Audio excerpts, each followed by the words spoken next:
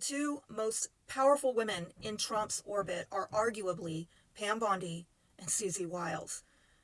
Pam Bondi was former AG in Florida who had the opportunity to go after Epstein, but she didn't.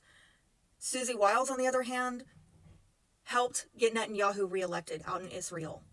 Why does Trump have these women around him? Let's start with Pam Bondi. When she was Attorney General out in Florida, she had the power to go after Epstein after he was given a sweetheart deal by the former AG.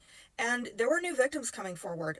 Pressure from the public was rising during this time, but she did nothing. Instead, what she did was defend his sweetheart deal as appropriate. And Susie Wiles, not really exactly a household name, but she did have a lot of influence over Trump in Florida. And she helped with his campaign strategy. And then in 2020, she quietly went off to Israel to help Netanyahu get reelected. So let's get this straight.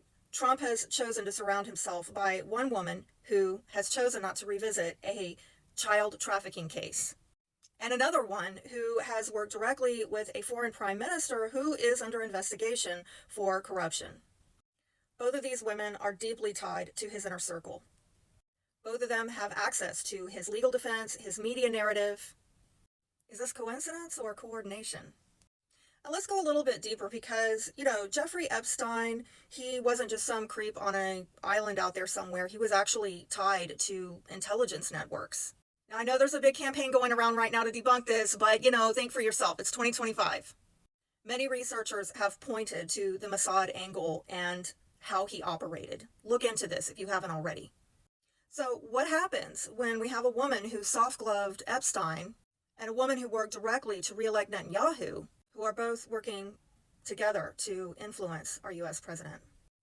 Listen, even the astrology says there's something off.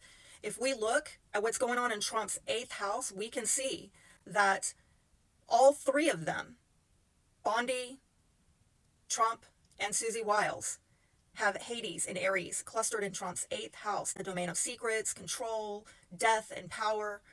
In plain English, what does this mean? Well, it means that these women are entangled with Trump in matters of shadow, loyalty, unspoken debts, and possibly covert operations.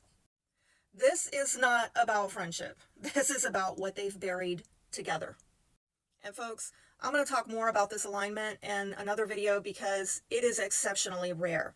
I can't just leave it at one video. We'll talk more about that alignment, but let's put it like this. We've got to consider where this leaves the American people. With a justice system that is controlled by political loyalists and the president surrounded with women like this, with women who are tied not to us, but to foreign leaders and networks. Some are suggesting that Wiles doesn't just manage Trump, she controls who he's listening to. She's a gatekeeper. And others have suggested that Bondi is the one deciding what gets buried and what gets released. Whether we're talking about Pam Bondi or Susie Wiles, we're looking at two women who have a history of silence and strategy. Why are they the ones closest to Trump? Why does he trust them more than anyone? And more importantly, who is benefiting from the silence that they maintain? I think we've got to be careful to ask the right questions because it's likely that the truth is buried in what's being left unsaid.